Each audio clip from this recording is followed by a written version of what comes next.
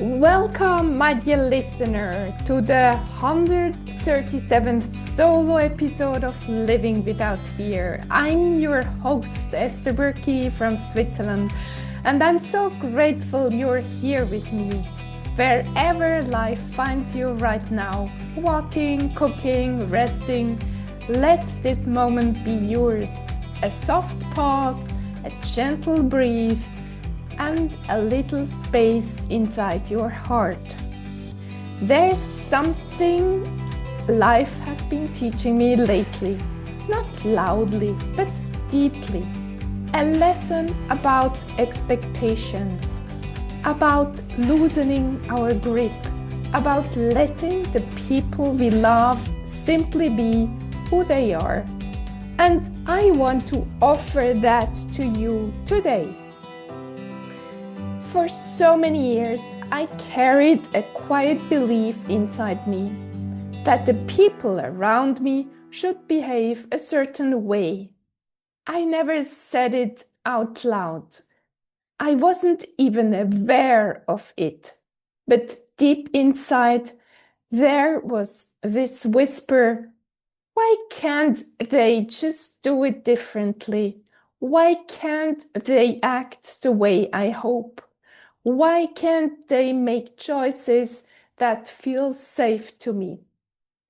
This little whisper was shaping far more of my happiness than I realized. And yes, I projected this the most onto my sons, not because I wanted to control them, but because love mixed with fear can easily turn into pressure.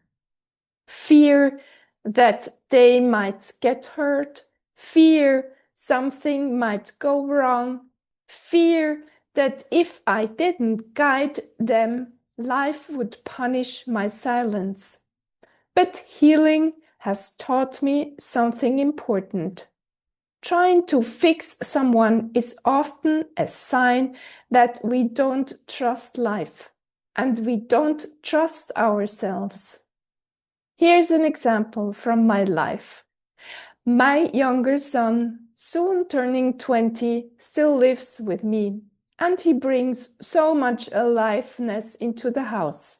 His laughter, his music, his incredible group of friends. They support each other in such a beautiful way. Seeing him surrounded by this warmth fills me with joy. And yet, his rhythm is so different from mine. On weekends, he comes home when I get up for my morning swim. He sleeps until early afternoon. Then, on weekdays, he wakes up early again for work. He jumps between rhythms so easily. The flexibility youth has naturally.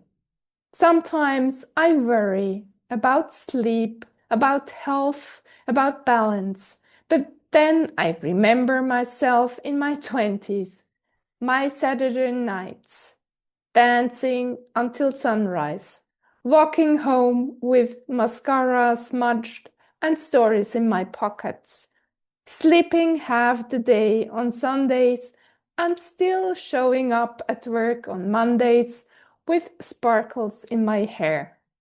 And suddenly everything softens. Sometimes I think maybe it would be easier if my younger son lived somewhere else. But the moment I imagine his empty room, my heart tightens. Because I love his presence. I love the life he brings. And I know this time is precious and fleeting. He is one of my greatest teachers, teaching me every day how to let go, how to trust, how to love without controlling. And here is another story from my life about my older son. Years ago, our relationship had more friction, more expectations, more misunderstandings. But during our 2 weeks in Egypt this year, something changed. He carried my suitcase without being asked. He checked if I needed water. He thanked me for the smallest things.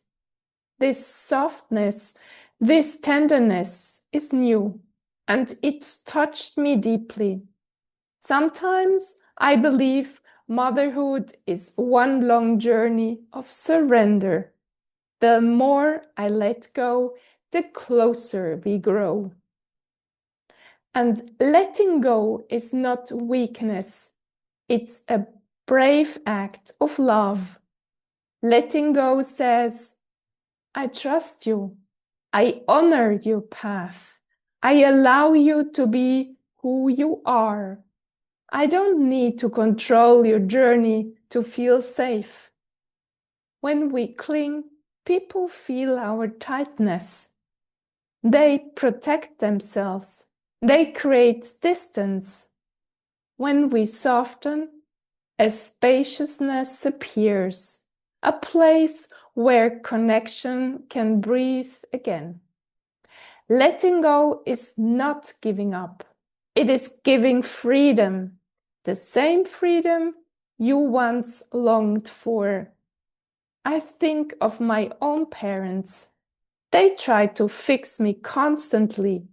They wanted me to fit their expectations. Even today, my father sometimes slips into old patterns.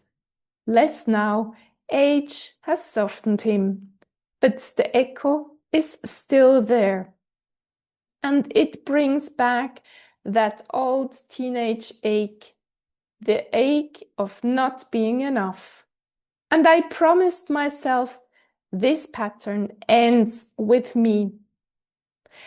A few years ago, I began saying thank you, not for big things, for small ones. At first, it felt strange.